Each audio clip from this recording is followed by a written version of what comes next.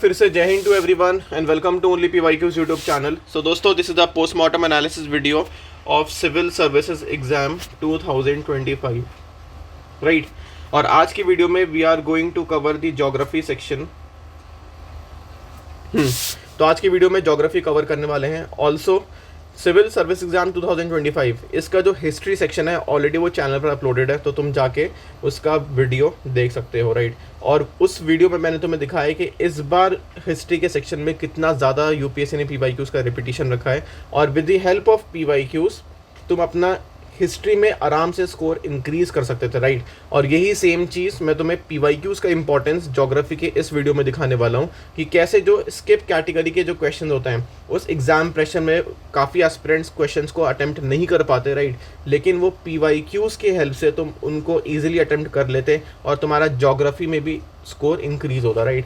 और आज इस वीडियो में एक और मिथ ब्रेक करेंगे। मिथ ये है, हाँ, मिथ ये कि जो सिविल सर्विस एग्ज़ाम के जो क्वेश्चंस है ना, जो सीएसी के क्वेश्चंस हैं, वो क्वेश्चंस तुम एनडीए या सीडीएस या इवन सीएपीएफ के पीवाईक्यू से इजीली तुम उसको सॉल्व नहीं कर सकते। तो ये एक मिथ है। आज इस मिथ को भी इस वीडियो में ब्रेक करने वाले हैं। सो अपना एनालिसिस स्टार्ट करते हैं। और एनालिसिस स्टार्ट करने से पहले this is a small reminder about Pratham Astra, right. This is your ultimate PYQ resources. इस प्रथम अस्त्र में तुम्हें 6 सब्जेक्ट वाइज पीवाईक्यू बुक्स मिलने वाली हैं, जिसमें तुम्हारा पूरा जीएस सब्जेक्ट कवर्ड है, right from science, geography, polity, history, static and current and economics, right. और इसमें तुम्हें 15,000 प्लस से ज़्यादा टॉपिक वाइज पीवाईक्यूज़ मिलने वाले हैं। और प्रथम अस्त्र अगर तुमने सॉल्व करा पूरा अच्छे से तो तुम्हारा पेपर 60% ऑलरेडी सॉल्व हो जाएगा, क्योंकि 60% यूपीएससी अपना पेपर को रिपीटिशन में रखता है। और इस पूरे प्रथम अस्त्र का तुम्हें प्राइस पड़ने वाला है 1999, जिसमें डिलीवरी चार्जेस भी इंक्लूडेड है, राइट। सो इसके रिगार्डिंग अगर तुम्हें कुछ भी क्वेरी हो तो तुम इस नंबर 8860288368 इस नंबर पे व्हाट्सएप पर कनेक्ट कर सकते हो। सो यहाँ से अपना एनालिसिस स्टार्ट होता है, राइट। और this is the question number 1 of geography. अब यहाँ पे देखो यूपीएससी ने क्वेश्चन किसके रिगार्डिंग पूछा। यहाँ पे यूपीएससी तुमसे पूछता है question regarding mineral Security partnership. अब ये जो क्वेश्चन है, अगर तुमने इस क्वेश्चन को सॉल्व नहीं कर पाए और तुमने इसको स्किप करा, दैट मीन्स यार तुमने सीआईएसएफ एलडीसी का पेपर सॉल्व नहीं करा, इसका तुमने एनालिसिस नहीं करा। यहाँ पे तुम देखोगे यहाँ पर मिनरल सिक्योरिटी पार्टनरशिप से क्लियर कट क्वेश्चन पूछा है, और यहाँ पे तुमसे 2 स्टेटमेंट पूछी हैं और यहाँ पे तुमसे 3 स्टेटमेंट पूछ ली। और ये पीवाईक्यू पूरा इस क्वेश्चन को बहुत ज़्यादा ईजी बना देता है, right. This is very easy question. अब देखो कैसे। पहला स्टेटमेंट क्या है यहाँ पर, India has join the Mineral Security Partnership as a member. India ने मिनरल सिक्योरिटी पार्टनरशिप को ज्वाइन कर लिया एज अ मेंबर। बिल्कुल सही स्टेटमेंट है। क्यों? क्योंकि यहाँ पे यूपीएससी ऑलरेडी पूछ चुका है कि India is not a partner of this initiative. ऐसा नहीं है, इंडिया ने ज्वाइन करा, तो ये स्टेटमेंट बिल्कुल ठीक है। Next, India is a resource rich country. बात बिल्कुल ठीक है, इंडिया के पास काफ़ी वास्ट रिसोर्सेज है, राइट। और आगे क्या लिखा हुआ है, in all the 30 critical minerals that it has identified. देखो, मिनरल सिक्योरिटी पार्टनरशिप ने 30 क्रिटिकल मिनरल्स को आइडेंटिफाई करा है, और वो सारे 30 क्रिटिकल मिनरल्स तुम्हें इंडिया में मिल जाएंगे। ये गलत है। क्यों? तुम खुद सोचो, सारे 30 क्रिटिकल मिनरल्स मिल जाना एक पर्टिकुलर कंट्री में, उसकी पॉसिबिलिटी काफ़ी कम है। तो इसको तुम लॉजिकल थिंकिंग से क्या कर सकते थे, इसको एलिमिनेट कर सकते थे, और ये स्टेटमेंट बिल्कुल ठीक है। तो 1 के साथ क्या जा रहा है, 3, तो इसका ऑप्शन है सी, 1 एंड 3 ओनली, राइट। अब देखो तुम्हारा क्या होमवर्क है, मिनरल सिक्योरिटी पार्टनरशिप के बारे में अच्छे से पढ़ लो, इसका पूरा बैकग्राउंड, और इसके पूरा एक क्या कर लो, नोट्स बना लो। और यहाँ पे 30 क्रिटिकल मिनरल्स कौन कौन से हैं, इसकी भी तुम्हारे पास अच्छे से लिस्ट होनी चाहिए, राइट। यूपीएससी पूछ सकता है कि 30 क्रिटिकल मिनरल्स कौन कौन से हैं, एटलीस्ट इसकी लिस्ट बना के रख लो। मैं कह रहा हूँ क्वेश्चन फिर से रिपीट हो जाएगा। Now moving to the next question. अब ये क्वेश्चन देखो, ये सिविल सर्विसेज का क्वेश्चन सीआईएसएफ से सॉल्व करा। अगेन देखो, ये सिविल सर्विसेज का क्वेश्चन किससे सॉल्व करेंगे, ईपीएफओ 2024 से। यहाँ पे यूपीएससी क्वेश्चन पूछ रहा है रिगार्डिंग नाटो। बहुत ज़्यादा यूपीएससी ने नाटो से क्वेश्चन रिपीट करें, तो ये क्वेश्चन बहुत ज़्यादा ईजी कैटेगरी में आता है, राइट। कोई ऐसा क्वेश्चन नहीं है कि इस क्वेश्चन को तुम स्किप करके आओ। अगर तुम स्किप करके आ रहे हो तो दैट मीन्स यार तुम्हारा पीवाईक्यू पे कमांड अच्छा नहीं है। क्लियर कट कह रहा हूँ। अब देखो, नाटो के रिगार्डिंग यहाँ पे क्वेश्चन यूपीएससी ईपीएफओ 2024 में पूछ चुका है ना। अब नाटो न्यूज़ में इस वजह था क्योंकि नाटो को 2 कंट्रीज़ ने ज्वाइन करा था, काफ़ी टाइम से नाटो में 30 कंट्रीज थी और अब 2 कंट्रीज ज्वाइन करके टोटल यहाँ पे मेंबर्स कितने हो गए, 32, राइट। अब 2 न्यू मेंबर्स कौन कौन से हैं, 31st मेंबर कौन सा है, 32nd मेंबर कौन सा है, ये तो मुझे कमेंट बॉक्स में बताओगे। अब देखो नाटो के बारे में तुम्हें सब पता होना चाहिए, कब फाउंड हुआ, ठीक है, इसका ऑब्जेक्टिव क्या है, और एट द सेम टाइम इसके सारे मेंबर्स कौन कौन से हैं, और इसी से रिगार्डिंग यूपीएससी ने क्वेश्चन पूछ लिया। अब इस क्वेश्चन में देखो यहाँ पे यहाँ पे लिखा हुआ है सारा alphabetical list of NATO member, यहाँ देखो राइट फ्रॉम अल्बानिया और यूनाइटेड स्टेट्स, ठीक है, यहाँ पे पूरा टोटल 32 मेंबर्स हैं। और जब नाटो फाउंड हुआ था तो ये 12 कंट्रीज़ के थ्रू फाउंड हुआ था, और आज यहाँ पे कितनी मेंबर्स हैं, 32, तो दैट मीन्स 20 मेंबर्स ने इसको बाद में ज्वाइन करा है। सो अब इसका आंसर क्या होने वाला है, इसका आंसर होने वाला है 4, ठीक है, ओनली 4 यहाँ पे, तो मतलब यहाँ पे 2 कंट्रीज एलिमिनेट होंगी। तो यहाँ पे कौन सी कंट्रीज एलिमिनेट होंगी ये तो मुझे कमेंट बॉक्स में बताने वाले हो। कुछ होमवर्क अपने एंड से भी करा करो, ठीक है, एफर्ट्स लगाओगे तो वो चीज़ें तुम्हारी सबकॉन्शियस माइंड में बैठेंगी और कहीं ना कहीं वो फिर एग्जाम में रिफ्लेक्ट करेंगी और तुम इस तरह से क्वेश्चंस को अटेम्प्ट करके आओगे। Now moving to the next. अब इस क्वेश्चन को देखो, यहाँ पे क्या लिखा है, Andes mountain passes through how many of the above countries, ठीक है। एंडेस माउंटेन तुम्हें पता है कहाँ पर है, यूपीएससी काफ़ी बार पूछ चुका है। देखो सिविल सर्विस एग्जाम 2024 में यूपीएससी ने एंडेस के बारे में पूछा, right. Next again civil service UPSC ESC, ठीक है, इंजीनियरिंग सर्विस 2009 का है क्वेश्चन, यहाँ पे यूपीएससी तुमसे एंडेस के बारे में पूछ रहा है। तो एंडेस यूपीएससी ने बार बार पूछा है, और इस बार यूपीएससी ने क्या करा, एंडेस को थोड़ा और इन डेप्थ में ले गया और पूछा कि कौन कौन सी कंट्रीज से एंडेस माउंटेन जो रेंज है वो पास हो रही है। तो इसका आंसर होने वाला है ऑप्शन सी, ओनली 4, राइट। और इसमें कौन कौन सी कंट्रीज पास नहीं करती, वो है ब्राज़ील और है प्राग, राइट। ब्राज़ील और प्राग इससे पास नहीं करती, बाकी बोलीविया, कोलंबिया, इक्वाडोर, वेनेजुएला, ये चारों कंट्रीज पास करती हैं। अब तुम्हें मैं यहाँ पे दिखाऊंगा एंडेस माउंटेन का मैप, ठीक है, राइट फ्रॉम वेनेजुएला और तुम नीचे साउथ में जाओगे अर्जेंटीना, ये पूरा ही क्या है, एंडेस माउंटेन का पूरा रेंज है। ये कहाँ पड़ता है, साउथ अमेरिका में, राइट। अब ये तुम्हें क्या पता होना चाहिए, सारी यहाँ पे जितनी भी कंट्रीज हैं, Venezuela, Colombia, Ecuador, Peru, Bolivia, Chile और अर्जेंटीना, तो ये सब ये एंडेस माउंटेन के रेंज में आते हैं। और ब्राज़ील और एट द सेम टाइम प्राग ये नहीं आता, तो यही दोनों कंट्रीज़ यहाँ पे एलिमिनेट जाएंगे और इसका आंसर होने वाला है ऑप्शन सी। अब देखो मैं तुम्हारे जो नोट्स है ना उसको कुछ अपग्रेड करना चाहता हूँ। अब तुम्हें क्या करना है, जो अदर माउंटेन रेंजेस है ना जो इंपॉर्टेंट है, जैसे फॉर एग्जांपल देखो एंडेस का तो पूछ लिया, अब तुम्हें अपलांचियन का पता होना चाहिए, एल्प्स का पता होना चाहिए, वॉस्जेस का पता होना चाहिए। तो इसके अलावा और जो अदर माउंटेन रेंजेस हैं वो किस कंट्री से पास कर रहे हैं, इसकी तुम लिस्ट बना लो, क्योंकि इसी तरह के क्वेश्चंस आगे इन फ्यूचर यूपीएससी अपने एग्जाम्स में पूछने वाला है। ये एक तरह की हिंट होती है कि मैंने इस बार एंडेस माउंटेन से पूछ लिया, नेक्स्ट मैं दूसरा माउंटेन भी पूछ सकता हूँ, राइट। तो यूपीएससी इस तरह से हिंट देता है और हमें इसी हिंट को पकड़ते हुए अपने नोट्स बनाने हैं।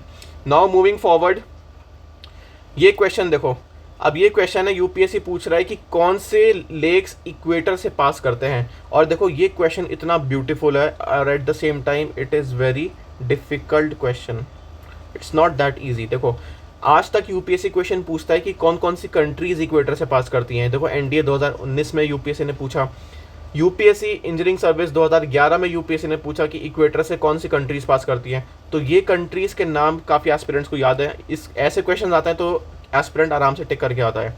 अब इस बार यूपीएससी ने इक्वेटर से ना पूछ के, सॉरी कंट्रीज से ना पूछ के यूपीएससी ने पूछा कि लेक्स का बताओ कि कौन सी लेक्स पास होती हैं। तो इसका आंसर होने वाला है ऑप्शन ए, ठीक है, ओनली 1। बाकी 2 लेक्स जो यहाँ पे लेक टोनले सैप और पेटोस लगून ये पास नहीं होते, और लेक तंजनयिका ये पास होती है, राइट। अब तुम्हें देखो क्या करना है, मैं तुम्हें थोड़ा अगेन टिप्स देने वाला हूँ कि तुम अपने नोट्स को कैसे इन्हांस करोगे। इन तीनों लेक्स की तुम्हें क्या करनी है, लोकेशन फाइंड करनी है कि ये कौन सी लोकेशन में फाइंड होते हैं, इनकी कौन सी कॉन्टिनेंट में और एट द सेम टाइम कौन सी कंट्रीज़ में ये लाई करते हैं, ये तुम्हें पता होना चाहिए। नाउ मूविंग फॉरवर्ड, अब ये क्वेश्चन यूपीएससी ने पूछा है about the phenomena of continental drift. तुमने class 11th, right, class 11th में कॉन्टिनेंटल ड्रिफ्ट के बारे में क्वेश्चन पूछा होगा। तो इस क्वेश्चन को तुम एनसीईआरटी से भी सॉल्व कर सकते हो, एट द सेम टाइम तुम सिविल सर्विस एग्जाम 2014 के पीवाईक्यू से भी सॉल्व कर सकते हो, जहाँ पे तुमसे डायरेक्टली कॉन्टिनेंटल ड्रिफ्ट पे भी यूपीएससी ने ये टर्मिनोलॉजी तुमसे पूछी है, और यहाँ पे क्लियर कट यूपीएससी ने पूरा कॉन्टिनेंटल ड्रिफ्ट पे क्वेश्चन बना दिया। अब यहाँ पे 3 स्टेटमेंट दे रखी है, फर्स्ट स्टेटमेंट क्या कह रहा है, the belt of ancient rock from Brazil coast matches with those from the western Africa. तो जो ब्राज़ील कोस्ट है वो वेस्टर्न अफ्रीका से मैच करता है, ये स्टेटमेंट बिल्कुल ठीक है और ये चीज़ तुम्हें एनसीईआरटी में मिल जाएगी। यहाँ पे तुम matching of the continent jigsaw fit जिसको बोलते हैं, यहाँ पे तुम देखोगे कि अफ्रीका और साउथ अमेरिका, ठीक है, ये आपस में फेसिंग ईच अदर और रिमार्केबल इनके जो पैटर्न्स हैं वो आपस में क्या होता है, बिल्कुल फिक्स हो जाते हैं, ठीक है, जिसको जिग्सॉ फिट भी बोलते हैं। सो यहाँ पे स्टेटमेंट 1 बिल्कुल ठीक होने वाला है। नेक्स्ट स्टेटमेंट में कह रहा है कि the gold deposit of Ghana are derived from the Brazil plateau when two continent lay side by side. अब वहाँ पे दोनों जो लोकेशंस है वहाँ पे तुम्हें गोल्ड के डिपॉजिट्स भी मिलेंगे और यही सेम चीज़ एनसीईआरटीज़ में भी लिखी हुई है कि जो घाना कोस्ट है, ठीक है, वहाँ पे तुम्हें गोल्ड के डिपॉजिट मिलेंगे घाना कोस्ट में और eight the same time Brazil में भी, राइट। तो ये भी चीज़ तुम्हें एनसीईआरटी में दे रखी है। नेक्स्ट थर्ड स्टेटमेंट देखो, ये आउट ऑफ एनसीईआरटी स्टेटमेंट है। The Gondwana system of sediments from India is known to have its counterpart in 6, यहाँ पे जो 6 लिखा है, different landmass of the southern hemisphere। देखो दो तरह के लैंडमास थे, एक था लॉरेशिया और एक था गोंडवाना सिस्टम, ठीक है। अब जो गोंडवाना सिस्टम है कह रहा है कि वो 6 डिफरेंट लैंड मासेस में क्या हो गया था, डिस्ट्रीब्यूट हो गया था। ये यहाँ पे जो 6 लिखा है ना, यही गड़बड़ कर रहा है क्योंकि 6 नहीं था, इट्स 5। अब ये चीज़ तुम यहाँ पर देखो क्या लिखा हुआ है, Laurasia further split into Eurasia and north America, right. और जो अपना गोंडवाना लैंड है वो स्प्लिट हुआ किस में, देखो अफ्रीका में, साउथ अमेरिका में, अंटार्कटिका में, ऑस्ट्रेलिया, इंडिया। कितना हुआ, 1 2 3 4 5, ठीक है। तो 5 लैंड मास में स्प्लिट हुआ था गोंडवाना लैंड, नॉट 6। तो 6 गलत है, यहाँ पे क्या होना चाहिए था, 5 इसका करेक्ट आंसर है। अगर 5 वहाँ पे मेंशन होता तो ये स्टेटमेंट भी बिल्कुल ठीक हो जाती। तो इसका आंसर क्या होने वाला है, ऑप्शन बी, ठीक है, 1 और 2। नाउ मूविंग फॉरवर्ड, अब देखो तुम यहाँ पे देख सकते हो ये पूरा सुपर लैंड मास था पैंजिया ब्रेक आगे फर्दर स्प्लिट हुआ किसमें, लॉरेशिया और गोंडवाना में। देन जो ये गोंडवाना है ये फर्दर 5 लैंड मास में स्प्लिट हुआ जिसका यहाँ पे मेंशन है Africa, south America, Antarctica, Australia and India, right. Now moving forward, अब ये यूपीएससी ने क्वेश्चन पूछा है रिगार्डिंग डस्ट पार्टिकल, राइट। अब डस्ट पार्टिकल के रिगार्डिंग तुम एनसीईआरटी में भी देख सकते हो, चैप्टर का नाम है composition and structure of atmosphere. और यही सेम चीज़ तुम एनडीए 2013 के क्वेश्चन में देख सकते हो कि यूपीएससी ने डस्ट पार्टिकल से क्वेश्चन पूछा, यहाँ पे मेंशन है डस्ट पार्टिकल। अब यहाँ पे यूपीएससी पूछ क्या रहा है, यहाँ पे यूपीएससी कह रहा है the amount of dust particle in the atmosphere is more in subtropical and temperate area than in equator and polar region, ठीक है। जो डस्ट पार्टिकल है तुम्हें उसका अमाउंट सब ट्रॉपिकल एंड टेम्परेट एरियाज में ज़्यादा मिलेगा than in equator and polar region. क्या ये चीज़ एनसीईआरटी में लिखी हुई है, यहाँ पे रीड करो, यहाँ पे क्या लिखे है देखो, the higher concentration of dust particle is found in sub tropical and temperate region due to, अब यहाँ पे रीजन भी लिखा है, ड्यू टू ड्राई विंड, ठीक है, in comparison to the equator and polar region. तो यहाँ पे मेंशन भी है कि किस रीजन में तुम्हें मिलेगा और एट द सेम टाइम वहाँ पे रीजन भी दे रखा है कि ड्यू टू ड्राई विंड। दोनों चीज़ को याद रखना और यही दोनों चीज़ यूपीएससी ने यहाँ पे इस बार तुमसे पूछी है। तो स्टेटमेंट 1 बिल्कुल ठीक हो जाता है। और स्टेटमेंट 2 की अगर बात करें तो यहाँ पे लिखा हुआ है सब tropical and temperate area have less dry wind, तो यहाँ पे लेस हटेगा और यहाँ पे क्या हो जाएगा, स्टेटमेंट 2 गलत। और इसका आंसर क्या होने वाला है, option C, statement 1 is correct and statement 2 is incorrect. Direct NCERT based question है, राइट। और एनसीईआरटी देखो तुम्हारा अगर सिविल सर्विस का पे भी अगर पेपर है तो यूपीएससी के फील्ड में तुम्हारा एनसीईआरटी भी बहुत ज़्यादा रोल प्ले करती है, राइट। इस तरह से एनसीईआरटीज नहीं पढ़ना कि एनसीईआरटी को तुम 3 से 4 बार पढ़ो और फिर उसको तुम एनसीईआरटीज के क्या बना लो, नोट्स, और फिर एनसीईआरटीज को तुम कपूर लगा के साइड में रख दो। इस तरह से प्रिपेयर नहीं करना, it is very very suicidal. Clear cut कह रहा हूँ, एनसीईआरटीज को तुम्हें बार बार पढ़ना है और उसी से पढ़ना है। नाउ मूविंग फॉरवर्ड, अब यहाँ पे यूपीएससी क्वेश्चन पूछा है रिगार्डिंग आइसोथर्म्स, ठीक है, आइसोथर्म्स, इससे रिगार्डिंग यूपीएससी ने क्वेश्चन पूछा तुमसे। और यही सेम क्वेश्चन यूपीएससी पिछले साल भी पूछ चुकी है। क्या पूछा है, in the month of January isotherm maps के बारे में तुमसे क्वेश्चन पूछ लिया, राइट। अब यहाँ पे 2 स्टेटमेंट दे रखे हैं, दोनों स्टेटमेंट रीड करते हैं। क्या लिखा है यहाँ पर, in January in the northern hemisphere the isotherm bends equator, जो आइसोथर्म है वो इक्वेटर की तरफ बेंड करते हैं while crossing the land mass, और poleward while crossing the ocean. तो सबसे पहले तुम्हें आइसोथर्म पता होना चाहिए। देखो आइसोथर्म क्या होती है, लाइंस होती हैं और ये वो शो करती हैं जिसमें इक्वल टेम्परेचर होता है, ठीक है, उसको आइसोथर्म बोलते हैं। अब आइसोथर्म इक्वेटर की तरफ बेंड करेगा कब, जब वो लैंड मास को क्रॉस करेगा, और वो पोल की तरफ बेंड करेगा कब, जब वो ओशन को बेंड करेगा, ओशन की तरफ मूव करेगा। अब यही सेम चीज़ तुम एनसीईआरटी में देखो, यहाँ पे मैप दे रखा है, डिस्ट्रीब्यूशन ऑफ, जस्ट एक सेकेंड, क्या लिखा है, distribution of surface air temperature in the month of January. और ये जो लाइंस मेंशन है ना, ये सारा क्या आइसोथर्म है, राइट। और यहाँ पे देखो टेम्परेचर भी लिखा हुआ है। अब यहाँ पर देखो जैसे ही यहाँ पे ओशन आ रहा है तो ये क्या हो रहा है, पोलवर्ड की तरफ मूव कर रही है, और जैसे यहाँ पे लैंड मास आ रहा है ये इक्वेटर की तरफ मूव कर रहे हैं। तो यहाँ पर जो ये फर्स्ट स्टेटमेंट दे रखा है ये बिल्कुल ठीक है। और यही सेम चीज़ सिविल सर्विस एग्जाम 2024 में भी यूपीएससी ने पूछी। The isotherm deviates to the north, north की तरफ डेविएट होते हैं ओवर द ओशियन, ठीक है, और to the south over the continent. बिल्कुल यही सेम स्टेटमेंट यूपीएससी ने यहाँ पर तुमसे कॉपी पेस्ट करके तुम्हारी थाली में परोस दिया, और ये स्टेटमेंट बिल्कुल ठीक हो जाता है। नेक्स्ट स्टेटमेंट देखो, in January the air over the ocean is warmer than over the land mass in the northern hemisphere. अब अगर तुम्हें ये डिफरेंस पता है ना, जैसे फॉर एग्जांपल एक ओशियन बॉडी है और एक वाटर बॉडी है, ठीक है, सॉरी लैंड मास है, एक ओशियन बॉडी और लैंड मास, अगर दोनों पे हीट पड़ रही है तो कौन सा जल्दी ठंडा होगा, कौन सा देर तक गर्म रहेगा, तो तुम उस बेस पे ये स्टेटमेंट सही करके आओगे। क्योंकि तुम्हें पता होना चाहिए जो ओशियन बॉडी होती है वो देर में गर्म होती है और देर में ठंडी होती है, राइट। तो जनवरी के मंथ में जो ओशियन वाटर होगा वो वार्मर होगा as compare to the land mass. Land mass जल्दी गर्म होता है और एट द सेम टाइम जल्दी ठंडा हो जाता है, तो इस वजह से जो हवा है ओशियन के ऊपर वो भी गर्म रहेगी over the ocean as compare to the land mass in the northern hemisphere. दोनों स्टेटमेंट बिल्कुल ठीक है, और ये क्या है, इसी का एक्सप्लेनेशन है। इसका आंसर होने वाला है ऑप्शन ए, राइट। और यही सेम क्वेश्चन तुम्हें आइसोथर्म से रिगार्डिंग यूपीएससी ने एनडीए 2016 में भी क्वेश्चन पूछ रखा है। तो इससे क्या प्रूफ हुआ कि ये जो क्वेश्चन है आइसोथर्म का ये रिपीटेड कैटेगरी में यूपीएससी ने काफ़ी बार क्वेश्चन पूछ रखा है, और तुम्हें इसके बारे में अच्छे से पता होना चाहिए था। सो यहाँ पे तुम solar radiation, heat balance and temperature, ये क्लास 11 का चैप्टर है, तुम यहाँ पर पढ़ोगे तो बस यहाँ पे 5-6 लाइन पढ़ के तुम ये PYQ, ये क्वेश्चन यूपीएससी सिविल सर्विस 2025 का इजीली सॉल्व कर सकते थे। और ये मैप काफ़ी ज़्यादा इंपॉर्टेंट है, एनसीईआरटी में अगर कोई भी मैप दे रखा है वो बहुत ज़्यादा इंपॉर्टेंट हो जाता है। नाउ मूविंग फॉरवर्ड, अब यहाँ पे क्या लिखा हुआ है, ये क्वेश्चन है रिगार्डिंग चॉक एंड क्ले, ठीक है, समहाउ ये सॉइल रिलेटेड क्वेश्चन है, ठीक है। अब यहाँ पे देखते हैं, in the context of effect of water and on rock, chalk is known as very permeable rock whereas clay is known as quite and impermeable और least permeable rock। तो यहाँ पे दोनों का डिफरेंस दे रखा है, किसका, पहला चौक का, दूसरा दे रखा है क्ले का। चौक का कह रहे हैं कि ये बहुत ज़्यादा परमिएबल रॉक होती है, और क्ले क्या होती है, लीस्ट परमिएबल होती है, ठीक है, बहुत ज़्यादा कम परमिएबल होती है। परमिएबल मीन्स जो वाटर को अपने से पास होने दे, राइट, इस कैरेक्टरिस्टिक्स को बोलते हैं हम परमिएबल, राइट, सिंपल सी बात है। तो यहाँ पे जो स्टेटमेंट 1 है वो बिल्कुल करेक्ट है।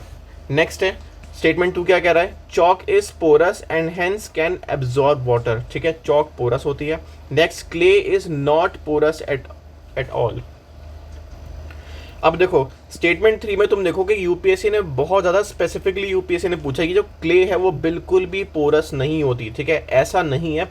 जो क्ले है वो लीस्ट पोरस होती है, बहुत कम पोरस होती है, बट उसमें जो पोरस जो कैरेक्टरिस्टिक होता है वो यहाँ पे प्रेजेंट होता है।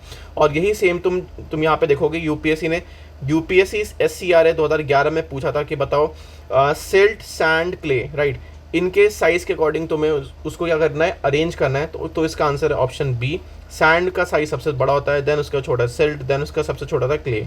तो किल्ड में भी क्ले में भी तुम्हें पोरस दिखेगा। तो ये जो स्टेटमेंट है, स्टेटमेंट 3 गलत है, और जो स्टेटमेंट 2 है वो ठीक है। तो इसका आंसर क्या होने वाला है, option C, only one of the statement 2 and 3 is correct and that explain statement 1, right. तो ये स्टेटमेंट 2 इसको एक्सप्लेन कर रही है, बट ये जो स्टेटमेंट 3 ये गलत है। नाउ मूविंग फॉरवर्ड, अब ये यूपीएससी ने क्वेश्चन पूछा है रिगार्डिंग आर्टिफिशियल रेन, ठीक है, artificial way of causing rainfall to reduce air pollution, ठीक है, तो आर्टिफिशियल रेनफॉल करी जाती है ताकि एयर पोल्यूशन को कंट्रोल किया जा सके। तो कौन से केमिकल्स यूज होते हैं, बिल्कुल रिपीटेड क्वेश्चन है, तुम्हें ये चीज़ पता होनी चाहिए। इंजीनियरिंग सर्विसेज 2013 में पूछा, इंजीनियरिंग सर्विस 2010 में पूछा, ठीक है, क्या पूछा है, silver iodide help in creation of artificial rainfall, क्या यूज हो रहा है यहाँ पर, silver iodide. Next engineering service 2010 में क्या पूछा है, आर्टिफिशियल रेन के लिए कौन सा केमिकल यूज होता है, तो इसका आंसर भी क्या है, सिल्वर आयोडाइड। अब तुम यहाँ पे ऑप्शन में देखोगे, यहाँ पे ऑप्शन में सिल्वर आयोडाइड 2 बार दे रखा है, और अगर तुम थोड़ा सा भी अगर लॉजिकल और अपना एलिमिनेशन टेक्निक यूज करोगे तो अगर सिल्वर आयोडाइड है तो साथ में पोटेशियम आयोडाइड ही होगा, तो इसका ऑप्शन ए जाएगा, राइट। बिल्कुल PYQ बेस्ड क्वेश्चन है and it is very very easy. Now moving forward, अब ये क्वेश्चन यूपीएससी ने पूछा है रिगार्डिंग एटमॉस्फेयर, राइट। 3 स्टेटमेंट दे रखी है।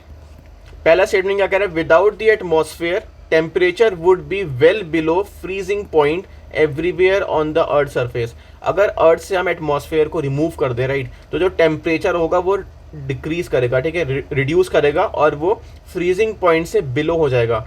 दैट मीन्स वो 0 डिग्री से नीचे जाएगा, और ये बात बिल्कुल सही है। अगर अर्थ में एटमॉस्फेयर नहीं हुआ तो अर्थ का टेम्परेचर -20 के आसपास चला जाएगा, और इसी को कंट्रोल करता है कौन सा इफेक्ट, जिसको हम बोलते हैं ग्रीन हाउस इफेक्ट, राइट।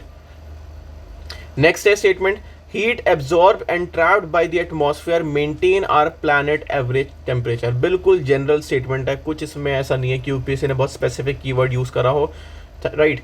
तो सेकंड स्टेटमेंट बिल्कुल ठीक है। Next, atmosphere gases like carbon dioxide are particularly good absorbing and trapping radiation.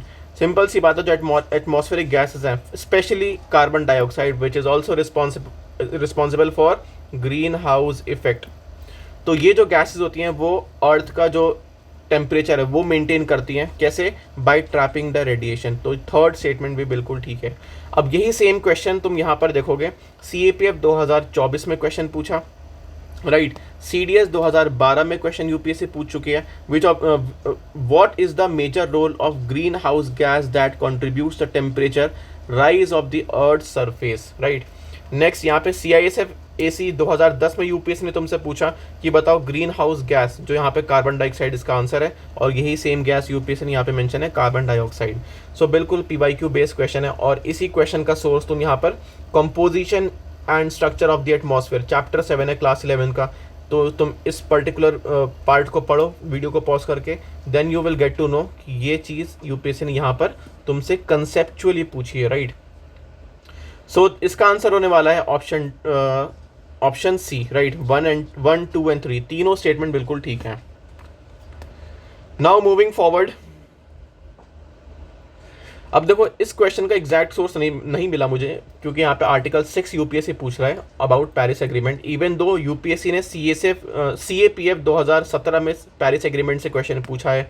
Eight the same time CISF LDC 2017 में पेरिस एग्रीमेंट से क्वेश्चन पूछा है। देखो टॉपिक जो ये थीम है इन्वायरमेंट का, पेरिस एग्रीमेंट, ये तो रिपीटेड है, but at the same time civil services में यूपीएससी क्या करता है, तुम्हारा जो नॉलेज है वो और ज़्यादा इन डेप्थ हो जाता है, और यूपीएससी ने इसी पेरिस एग्रीमेंट का तुमसे आर्टिकल के बारे में पूछ लिया कि आर्टिकल 6 क्या कहता है। तो आर्टिकल 6, तीनों स्टेटमेंट में आर्टिकल 6 है, और इसका आंसर होने वाला है ऑप्शन ए, राइट। और तुम यहाँ पे तुम पढ़ सकते हो what is article 6 of the Paris agreement, इसके बारे में। और प्लस एक चीज़ मैं तुम्हें बताऊं कि तुम्हें पेरिस एग्रीमेंट के बारे में अच्छे से पता होना चाहिए, और बाकी जितने भी प्रोटोकॉल्स हैं, फॉर एग्जांपल क्योटो प्रोटोकॉल, ठीक है, कार्टेजिना प्रोटोकॉल, नयोगा प्रोटोकॉल, तो ये सारे जितने भी इन्वायरमेंट के प्रोटोकॉल्स हैं तुम इसके बारे में अच्छे से पढ़ लो।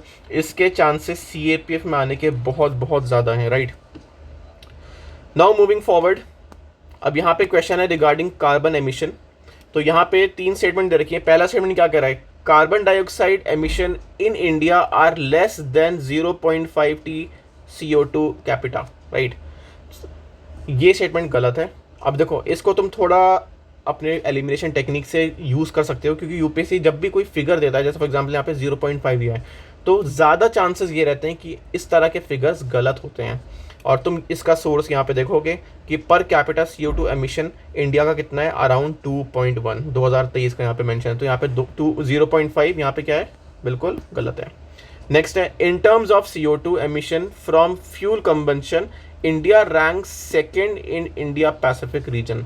अब ये स्टेटमेंट यहाँ पे तुम देखो, इसका source CO2 emission from fuel combustion regional ranking यहाँ पे 2022 की दे रखी है, जिसकी सेकंड रैंकिंग कितनी है इंडिया और फर्स्ट पे कौन है चाइना। ठीक है, इवन दो ये क्वेश्चन काफ़ी डिफिकल्ट है और इट्स नॉट ईजी। अगर तुमने इसको कहीं अगर अब करंट अफेयर्स में पढ़ा था, न्यूज़पेपर में कहीं पढ़ा था, तो तुम इसको अटेम्प्ट कर सकते थे, अदरवाइज ये क्वेश्चन काफ़ी टफ कैटेगरी में आता है टू बी वेरी ऑनेस्ट। तो इसका आंसर क्या होने वाला है, देखो घर पे तो सॉल्व करना क्वेश्चन ईजी होता है, लेकिन एग्जाम प्रेशर में इस तरह के क्वेश्चन को सॉल्व करना इट्स नॉट दैट ईजी। तो स्टेटमेंट 1 को गलत करो, बाकी 2 और 3 को बिल्कुल ठीक करो। तो इसका आंसर क्या होने वाला है option C. Now moving forward, अब ये क्वेश्चन देखो, इस तरह का क्वेश्चन जो होता है ना, इसमें तुम्हें हेल्प करते हैं PYQs। अब वो कैसे बताता हूँ, देखो ये क्वेश्चन काफ़ी एस्पिरेंट्स से मैंने पूछा था कि ये क्वेश्चन उनका क्या है, अक्सर एस्पिरेंट्स का गलत है, बट ये क्वेश्चन बहुत बहुत ज़्यादा इजी है। अब वो मैं तुम्हें दिखाता हूँ कैसे है।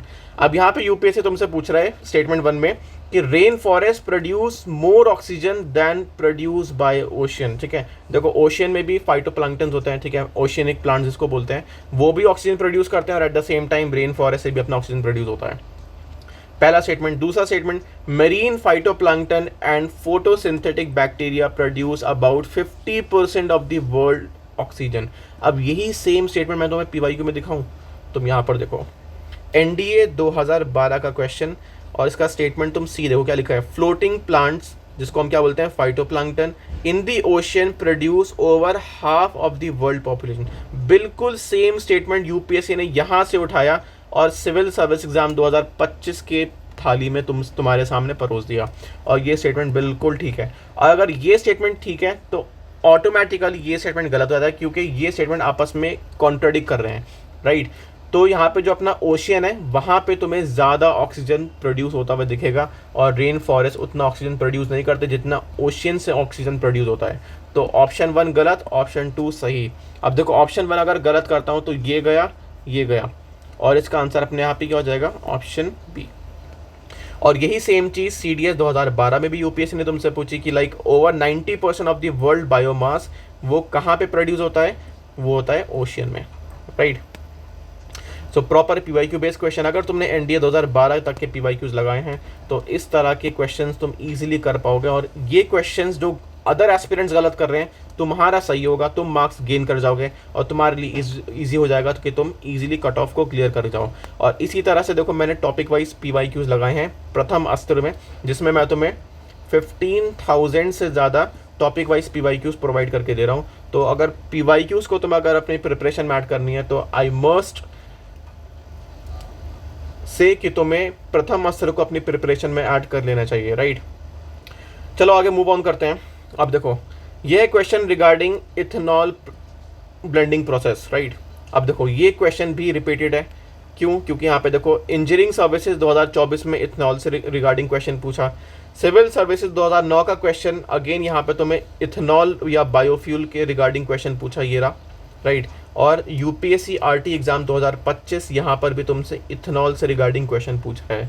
तो ये काफ़ी रिपीटेड टॉपिक है, और तुम्हें इथेनॉल ब्लेंडिंग प्रोसेस इंडिया का जो काफ़ी important in the field of sustainable development, उसमें इंडिया का इनिशिएटिव है, इसके बारे में तुम्हें कहीं ना कहीं पढ़ा होगा, और उसी के रिगार्डिंग ये क्वेश्चन है।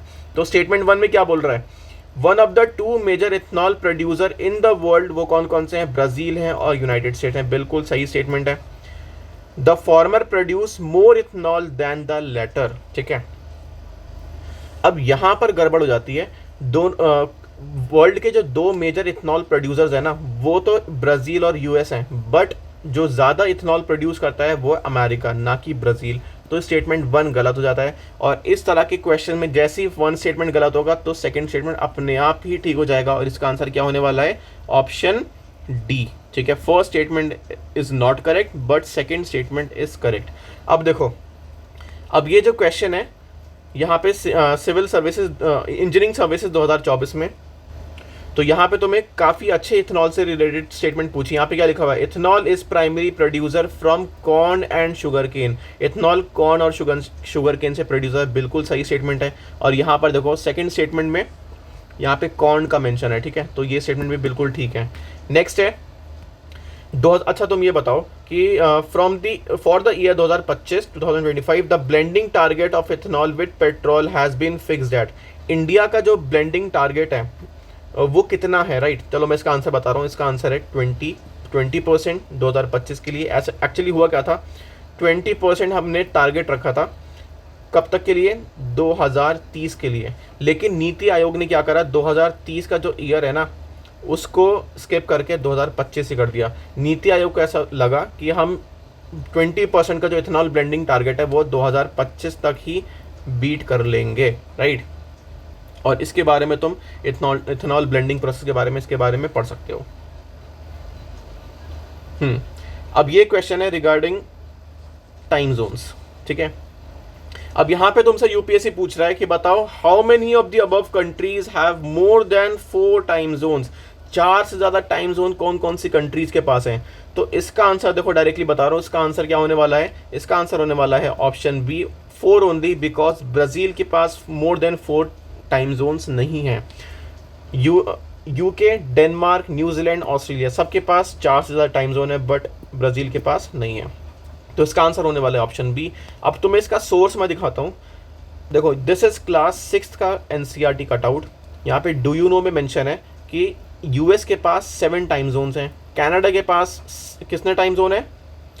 6, राइट? और रशिया ऐसी कंट्री जिसके पास 11 टाइम जोन है। अब जब 3 कंट्रीज़ के टाइम जोन्स दे रखे हैं तो खुद से ही तुम्हें अपनी एनसीईआरटीज़ को अपडेट करना है, राइट? जैसे तुम पूछते हो कि ओल्ड एनसीईआरटी पढ़े, न्यू एनसीईआरटी पढ़े। देखो, एनसीईआरटी कोई सी भी उठाओ, लेकिन तुम्हें उस एनसीईआरटी को अपग्रेड करना पड़ेगा अपने नोट्स के अकॉर्डिंग, अपनी यूपीएससी डिमांड के अकॉर्डिंग। तो यहाँ पे 3 कंट्रीज़ का दे रखा है, तो तुम्हें खुद से ही अदर कंट्रीज़, जितने भी और अदर कंट्रीज़ के पास टाइम जोन है, तुम्हें सर्च करने चाहिए थे। और तुम्हें कुछ इस तरह की लिस्ट मिलती कि यूनाइटेड किंगडम के पास 9 टाइम जोन है, ऑस्ट्रेलिया के पास 9 है, न्यूजीलैंड के पास 5 हैं, ब्राज़ील के पास 4 हैं और डेनमार्क के पास 5 है, राइट? तो इतनी ही कंट्रीज़ इंपॉर्टेंट है, क्योंकि बाकी अदर जो कंट्रीज़ हैं छोटी छोटी, उनके पास या तो 1 टाइम जोन है या तो फिर 2 टाइम जोन है। तो बहुत सारी कंट्रीज़ के याद नहीं करने। तो जो मेजर कंट्रीज़ है जिनके पास more than 5, more than 4 time zones है, वही कंट्रीज़ के नाम तुम्हें पता होने चाहिए थे। इसका हिंट तुम्हें एनसीईआरटी इस कटआउट से प्रोवाइड करके दे रही है। तो इसका आंसर होने वाला है ऑप्शन बी, 4 ओनली, जिसमें ब्राज़ील क्या हो जाएगा? Eliminate, right? देखो, हर एक क्वेश्चन में मैं तुम्हें बता भी रहा हूँ कि तुम्हें एनसीईआरटीज़ को तुम्हें किस तरह से यूज़ करना है, राइट? तुम्हें स्कूल लेवल पे जैसे जितना दे रखा है उतना नहीं पढ़ना। तुम्हें अगर लग रहा है कि इस कटआउट को मैं और अपग्रेड कर सकता हूँ, तो तुम्हें अपने एंड पर R&D करनी है, एफर्ट्स लगाने हैं, और तुम्हें इस तरह के कटआउट को अपग्रेड करना है। नाउ मूविंग फॉरवर्ड, अब ये क्वेश्चन पूछा है रिगार्डिंग अगेन टाइम जोन, और यहाँ पे यूपीएससी ने मेंशन करा है इंटरनेशनल डेट लाइन। अब देखो यहाँ पे स्टेटमेंट 1 के बारे में क्या लिखा हुआ है? Anadyr in Siberia and Nome in Alaska are a few kilometres from each other, but when people are waking up and getting set for breakfast in these cities it would be different days. देखो, अगर तुमने international dateline के बारे में थोड़ा बहुत भी पढ़ा है ना, और उसके रिगार्डिंग पीवाईक्यूज देखें, देखो NDA 1 2024 में इंटरनेशनल डेटलाइन से क्वेश्चन पूछा, APFC 2002 में यूपीएससी ने इंटरनेशनल डेटलाइन में से क्वेश्चन पूछा, NDA 2022 में इंटरनेशनल डेटलाइन से क्वेश्चन पूछा। तो ये जो क्वेश्चन है अबाउट इंटरनेशनल डेटलाइन और इसका पूरा कंसेप्ट क्या होता है, it is very very important, eight the same time very very easy. और यही सेम चीज़ तो मैं NCERT में भी मिलेगा। दिस इज क्लास 6 का कटआउट है, ये मैप दे रखा है, और यहाँ पे देखो मेंशन है इंटरनेशनल डेट लाइन। अब यहाँ पे क्या मेंशन है कि तुम अगर इस तरफ जा रहे हो तो टाइम इंक्रीज होगा, और इधर जाओगे तो डिक्रीज होगा। और eight the same time Greenwich में क्या होता है, इसका अपोजिट होता है।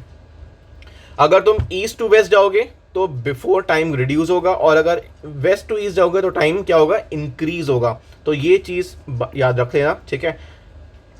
और यहाँ पर तुम्हें मैं क्वेश्चन दिखाता हूँ। देखो ये रहा, this is Russia, this is Alaska, US, ठीक है? और ये जा रही है इंटरनेशनल डेट लाइन। और जैसे ही तुम मूव करते हो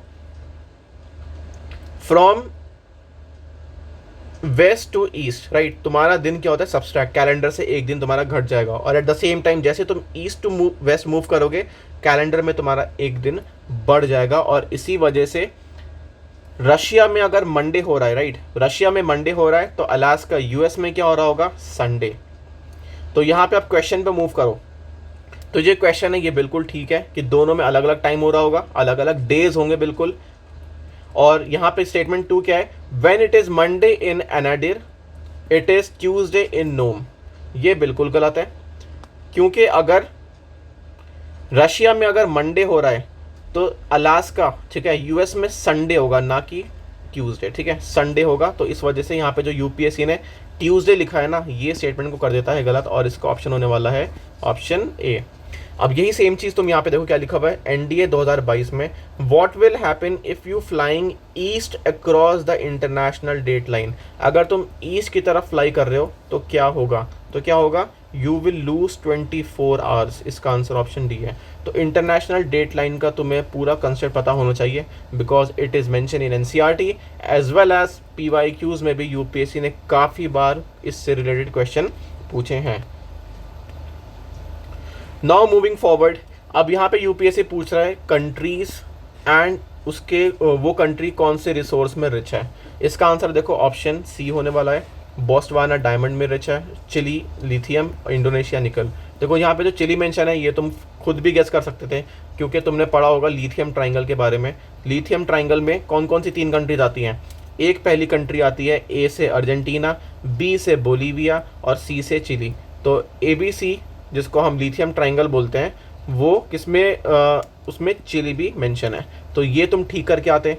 और इंडोनेशिया निकल, बोस्टवाना डायमंड, ये देखो ये तो एनसीईआरटी में मेंशन है, बोस्टवाना माइंस डायमंड की होती है वहाँ पर, ठीक है, डायमंड माइंस कहाँ पर, बोस्टवाना में।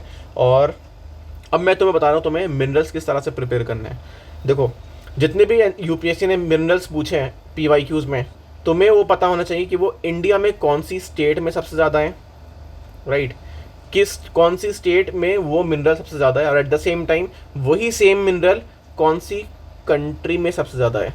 तो तुम्हें इंडिया के लेवल पर भी, स्टेट लेवल पर, eight the same time international level पर इस तरह के मिनरल्स की लोकेशन को याद करना पड़ेगा, तभी ये क्वेश्चन इस तरह के सॉल्व होंगे, ठीक है। तो लार्जेस्ट निकल producing country in the world कौन सी है, इंडोनेशिया है, यहाँ पे मेंशन सही है। और ये पीआईबी का कटआउट है, यहाँ पे मेंशन है India sign agreement lithium exploration किसके साथ, अर्जेंटीना। अर्जेंटीना के साथ क्यों, क्योंकि ये लिथियम ट्राइंगल है जिसमें अर्जेंटीना आता है ए से, बी से आता है बोलीविया और सी से क्या आता है, सी से आता है Chile, right. Now moving forward, अब यहाँ पे यूपीएससी क्वेश्चन पूछ रहा है रिगार्डिंग रेयर अर्थ एलिमेंट। अब ये रेयर अर्थ एलिमेंट के बारे में अगर तुमने कभी नहीं सुना तो दैट मीन्स अगेन कि तुमने पीवाईक्यू सही से नहीं कर रखे। तुम यहाँ पर देखोगे UPSC civil service exam 2012, UPSC ने तुमसे किससे रिगार्डिंग क्वेश्चन पूछा, regarding rare earth element. Clear cut question PYQ base यहाँ पे अगेन तुमसे पूछ लिया। सिविल सर्विसेज 2022 का क्वेश्चन देखोगे, यहाँ पे मेंशन है monazite is a source of rare earth. Again ये यूपीएससी ने कीवर्ड तुमसे पूछा। सिविल सर्विसेज 2021 का क्वेश्चन देखोगे, अगेन यहाँ पे रेयर अर्थ मिनरल ये कीवर्ड मेंशन है।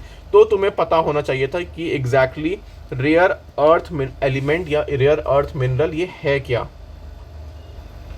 अब इस स्टेटमेंट 1 को देखो क्या लिखा है, some rare earth element are used in the manufacturing of flat television screen and computer monitor. यही सेम स्टेटमेंट मैं तुम्हें पीवाईक्यू में दिखाने वाला हूँ, और तुम ये चीज़ यहाँ देखो क्या लिखा हुआ है, rare earth element are essential for the manufacturing of various kind of electronic items, there is a growing demand in these element. ठीक है, रेयर अर्थ एलिमेंट किस में यूज़ होते हैं, इलेक्ट्रॉनिक्स आइटम को डेवलप करने में, उनको बनाने में, मैन्युफैक्चरिंग में। और यहाँ पे इलेक्ट्रॉनिक आइटम्स यूपीएससी ने मेंशन कर रहे हैं रिगार्डिंग, जैसे for example computer monitor, television screen. Statement 1 बिल्कुल ठीक है। Next, some rare earth element have phosphorescent properties, ये स्टेटमेंट बिल्कुल ठीक है। अगर यूपीएससी सम को हटा के और लिख देता ना तो मामला थोड़ा गड़बड़ हो जाता, लेकिन ये स्टेटमेंट 2 भी बिल्कुल ठीक है, और इसका आंसर होने वाला है ऑप्शन ए, राइट। सो दोस्तों, this is the postmortem analysis video of geography section. तुम्हें कैसा लगा ज्योग्राफी का एनालिसिस, तुम बताना। और नेक्स्ट तुम्हें किस एग्जाम का और किस सब्जेक्ट का पोस्टमार्टम एनालिसिस वीडियो चाहिए तुम मुझे कमेंट सेक्शन में बता सकते हो। और एट द सेम टाइम देखो यार, काफ़ी ज़्यादा एफर्ट्स लगते हैं इस तरह की एनालिसिस वीडियोस को प्रिपेयर करने के लिए, तो इसके रिटर्न में आई वांट सम मोटिवेशन। तो मोटिवेशन मुझे मिलेगा जब तुम इस वीडियो को क्या करोगे, शेयर, और चैनल को करोगे सब्सक्राइब, और वीडियो को करोगे लाइक। देखो जितना ज़्यादा तुम्हारा पार्टिसिपेशन कमेंट सेक्शन में दिखता है, जितना ज़्यादा लाइक्स मिलते हैं और जितना ज़्यादा ये व्यूज़ आते हैं, यही मेरा मोटिवेशन फैक्टर है। और इस तरह के फिर मैं अपने बिजी स्केड्यूल से कोशिश करता हूँ कि तुम्हारी इस तरह की जो वीडियोज़ हैं मैं तुम्हारी प्रिपरेशन के लिए ला पाऊँ। सो वीडियो तुम्हें कैसी लगी हो तुम इसको कमेंट सेक्शन में बताना, ठीक है। नेक्स्ट तुम्हें किस तरह का, किस सब्जेक्ट का पोस्टमार्टम एनालिसिस चाहिए, ये भी तुम मुझे कमेंट सेक्शन में बताना। सो मिलते हैं नेक्स्ट वीडियो में। जय हिंद।